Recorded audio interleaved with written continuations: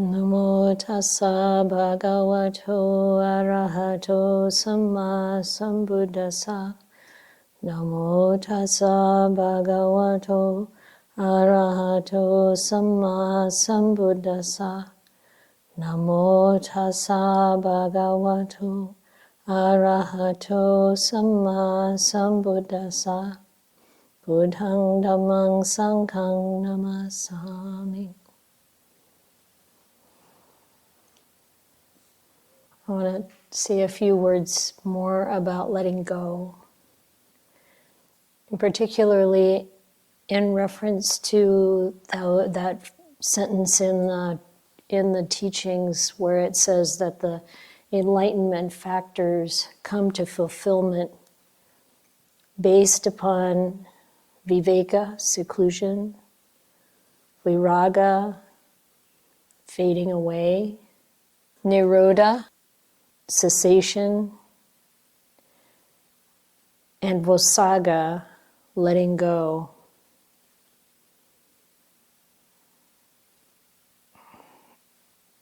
We know that there's something to let go of when we suffer.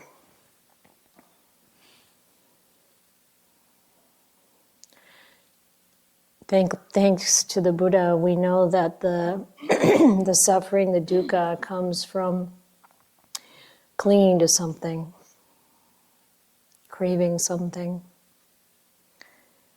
And sometimes it's very apparent and we want to let whatever it is go, but it really, the letting go, what it says in that phrase, it ripens in letting go. And letting go and also forgiveness, which is very closely related, needs to ripen. Like we can't make things ripen. You can't make the avocados ripen or the fruit ripen. But it ripens because of causes and conditions, because of a process. And we also probably all of us have the experience of clinging to something for many years, maybe our whole life, maybe lifetimes for all we know, even though we suffer with it. So how does one put in the causes and conditions for that letting go to ripen? And we're doing it. All aspects of our practice help.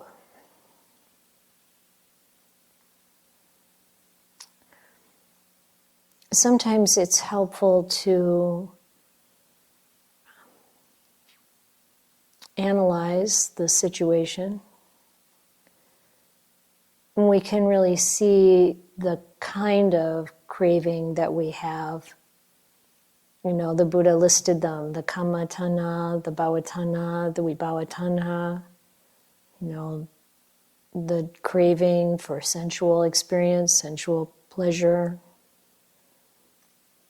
the craving for becoming, the craving for not becoming. That's one way to think of it.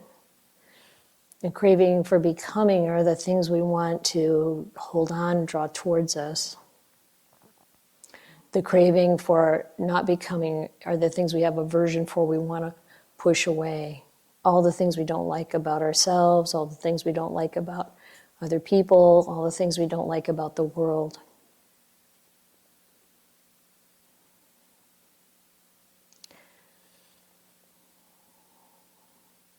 So the sensual desire part,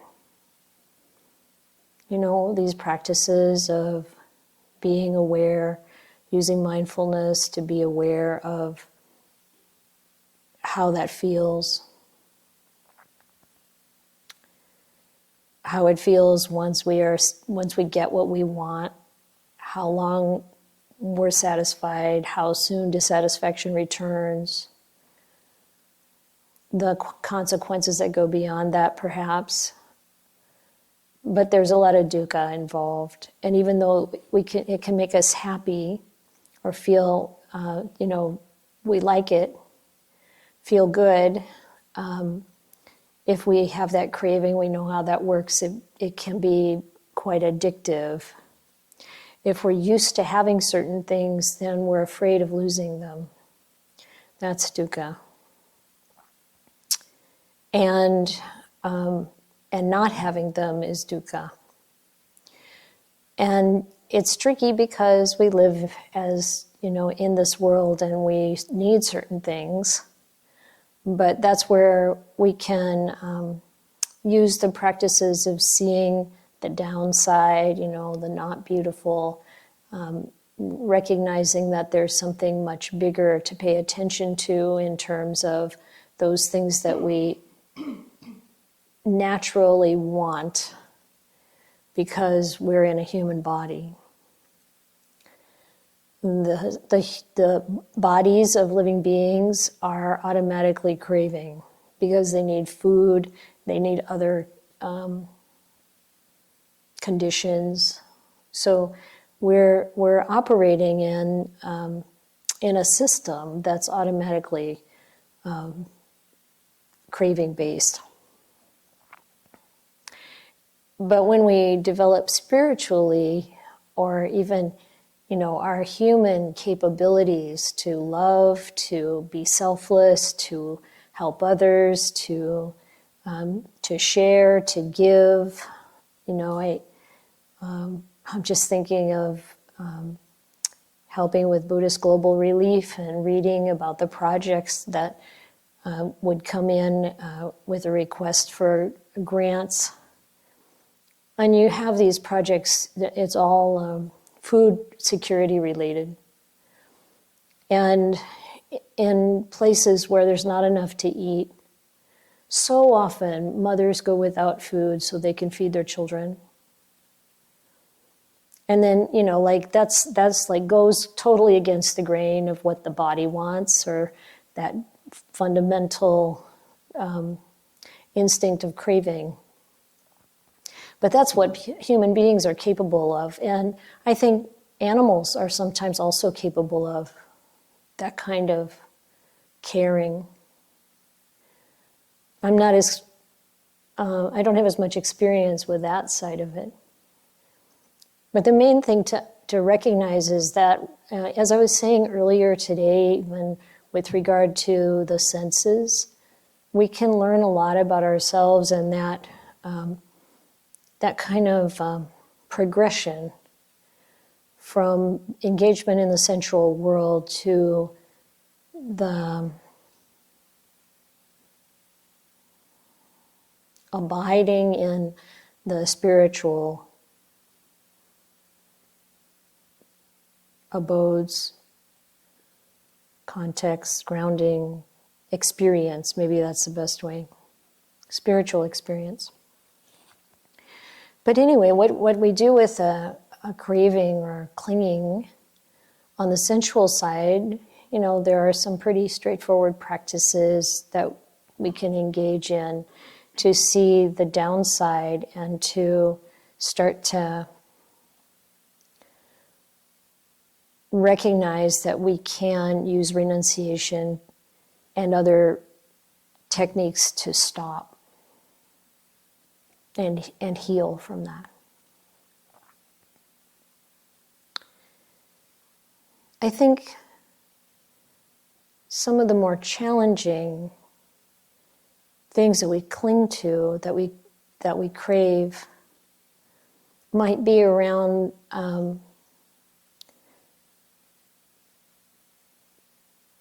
our personalities or our relationships, our social conditioning.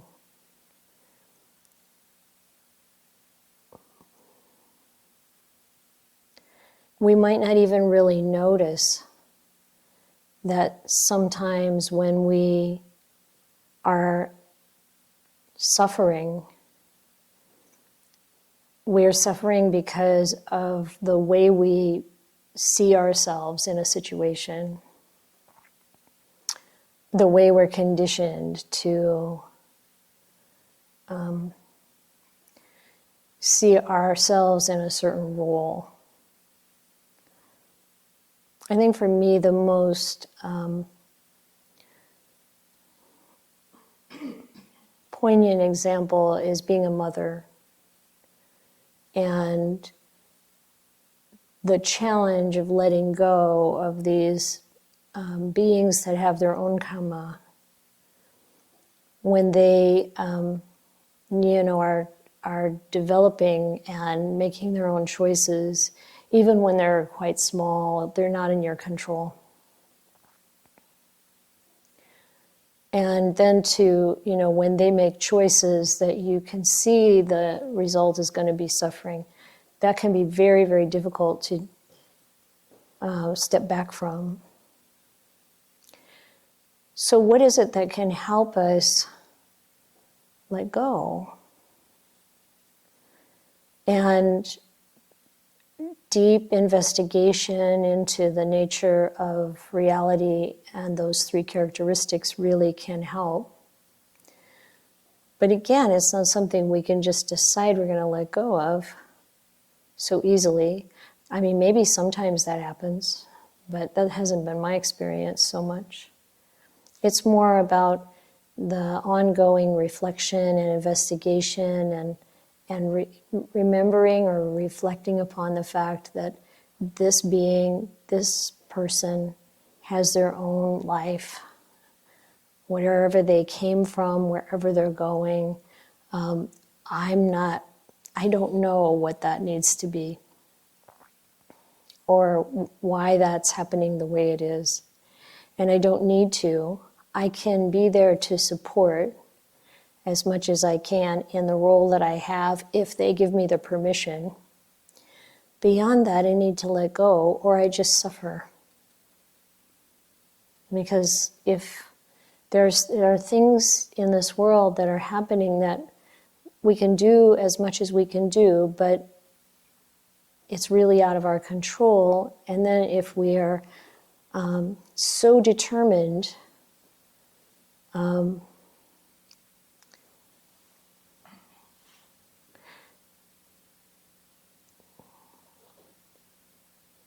hold on to it, our desire for it to be different, our belief that it should be different than it is, then that's certain suffering. So the Buddha is really trying to encourage us to let go. That this practicing of meditation, this practicing of developing these awakening factors and all of the rest of the Dhamma points in the direction of seeing the way things actually are and letting go.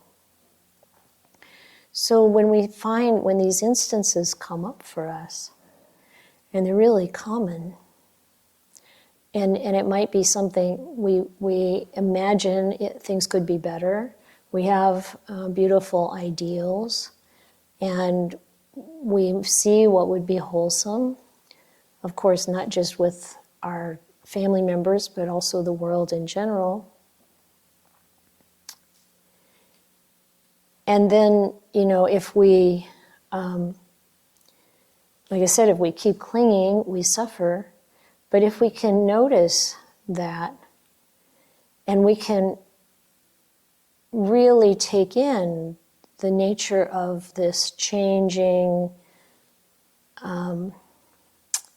not self-reality, then sometimes, at some point, ripening happens.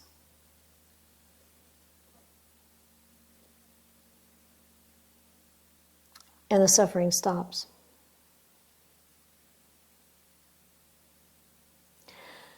And sometimes we'll feel that as it happens, and sometimes we don't even know it's happened until we're faced with that situation again, and there's no energy in us behind it. It's real freedom.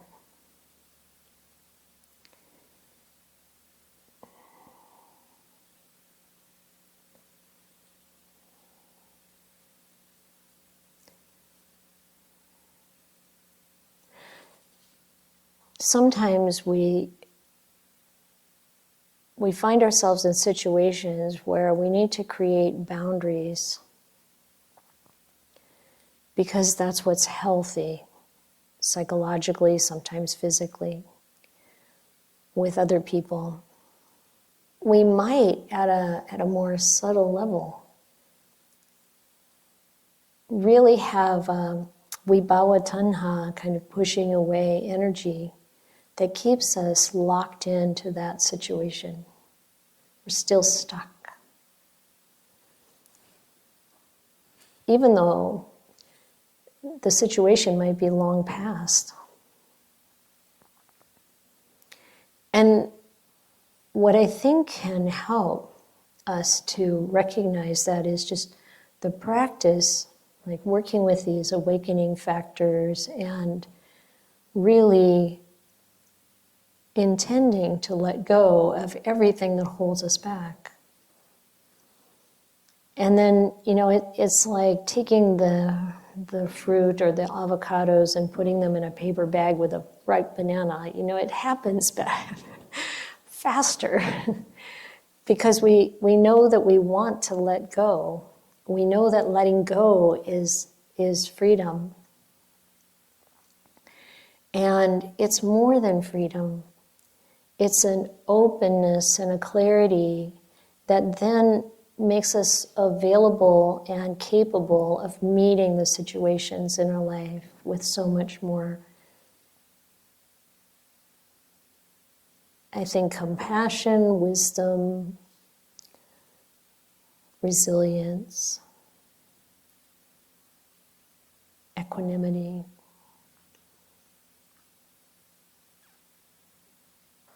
So how do we go about this? Let's say something from the long ago is still,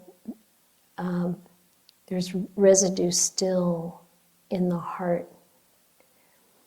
And this idea of following our intuition in our practice, practicing, sometimes people say, well, when do you investigate?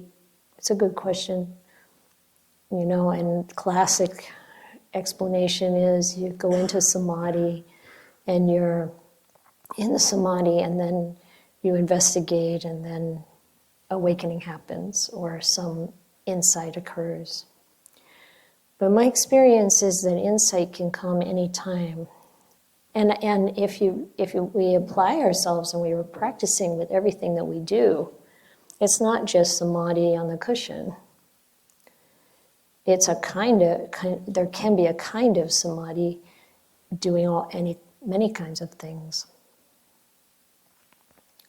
And even regardless of whether your mind is in samadhi or not, it doesn't matter. It's like because of the openness and the interest in awakening and in letting go of all that inhibits you, then that is going to be a backdrop for your practice and for your experience. And so without having to put our attention on exploring a particular situation, we just let it come up.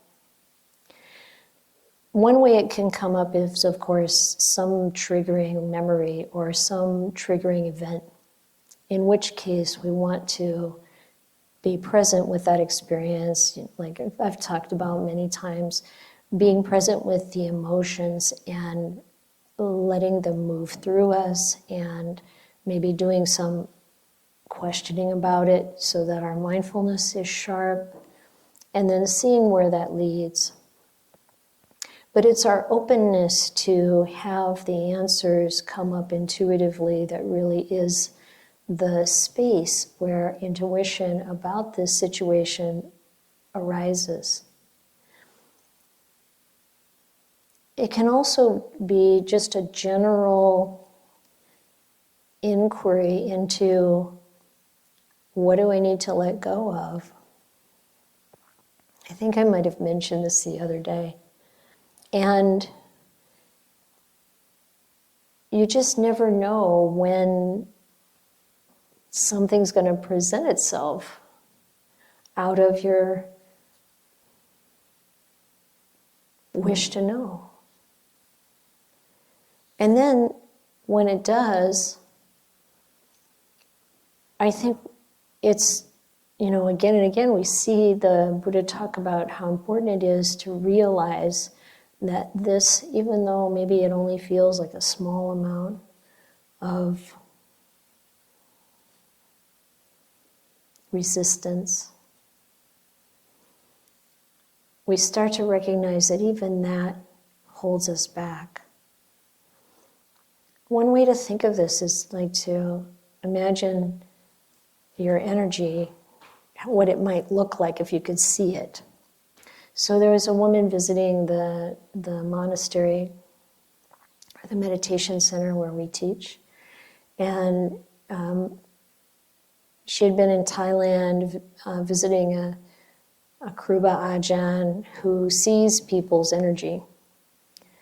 And there was also a young girl visiting there, 14 years old, who could see people's energy. And she said to someone, so your energy is mostly clear, but it has this dark area, this spot. And it's related to clinging to something. And so we could, in one way to think about it is, how much of my energy is clear and open without anything clogging it. And if there are clogs there, then can I just be open to inquiring what might be there? Now, this also requires an ability to accept the way things are, like where we are with our practice, where we are with our life. And I think this is then somewhat related to forgiveness. Accepting where we are, accepting where others are, accepting situations as they are, and letting go of our ideals about how we want them to be, our idea of how we want things to be in the future. There's some caveats to that, because by imagining what can be in the future and then letting it go helps it mature in that direction. So I'm not trying to say we don't have any intentions, but especially things outside our control, like we want our children to grow up to be a certain way or something like that.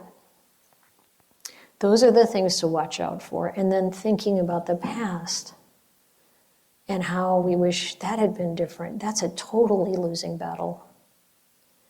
How can we let go of that? Can we accept the way things are and accept that, whatever we did or didn't do, it doesn't matter anymore. It really doesn't matter anymore. It doesn't stand in the way of your awakening. It's not something that needs anything other than forgiveness and letting go. So we can think like this, and we still might have this hanging on. And of course, the other day I talked about the, kind of retraining the mind. That's important for this to diminish. But also the development of the heart in other directions. So like I said, sometimes you can completely have forgiven and let go and you don't even know it because of all of the practice you're doing. Maybe it's something you don't have much contact with or haven't had much contact with for a long time, and then suddenly it comes up in your life and you feel completely differently about it.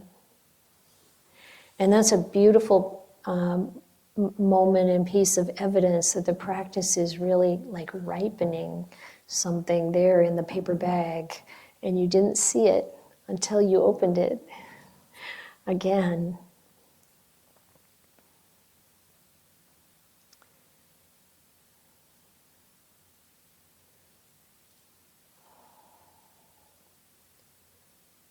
We can hear this kind of thing over and over, and maybe it's just words.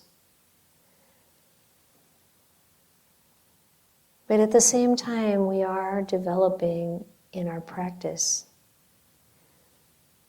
And when we see an example of this ripening, then we want to make much of it. As the Buddha says sometimes, make much of it. So that our whole system learns how this works. If there's any amount of letting go, if there's any amount of reprogramming our habits, any amount of our views and opinions falling away, our feeling of urgency to correct others or correct a situation before we've worked it through ourselves. All these things, if we recognize that we're changing and we see these examples, celebrate. Recognize how important it is. And see the forgiveness in it for ourselves and for other people. And then after something like this has happened, come back to it again and again, knowing that it happened. We see this in the suttas a lot, where there's a realization and then there's the knowing that the realization occurred. Again, we make much of it, not from a perspective of, I realized something. When we realize things, we know it's not a personality, ego thing. It's something that we realize in the Dhamma. It's not personal. It's universal. And we are opening up to it and seeing the truth of it, and therefore living in that way. Can't help it from then on. You now know something you didn't know before. And you can't go back to not knowing it. Especially, I have seen examples of forgetting something valuable.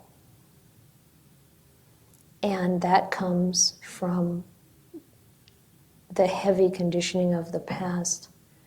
So when some insight comes or breakthrough comes, don't let that happen.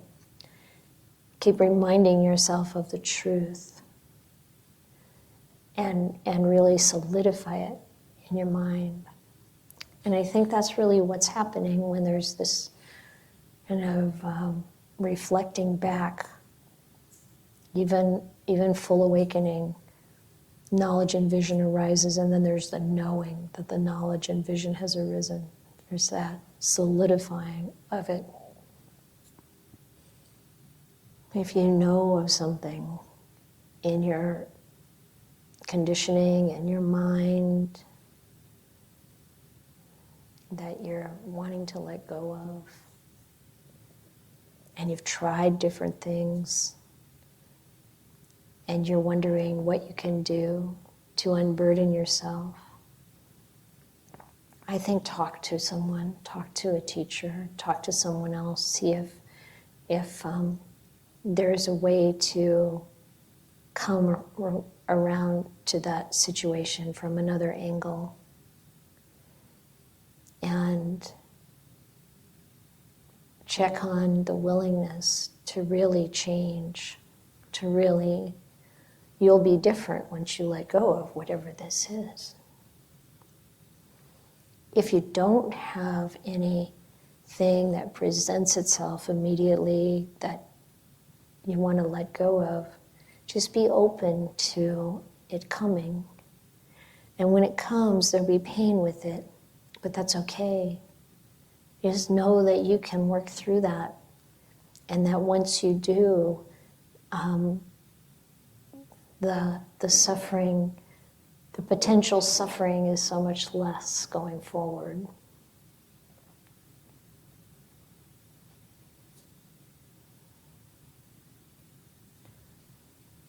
You're not alone in this. We all have this happening. And we all have a little bit different circumstances. But this gets repeated and repeated and repeated throughout human existence. And there's breaking through in every generation. You already have so many good qualities, so many resources, so much practice already under your belt. This is such a valuable opportunity to free the mind, free the heart.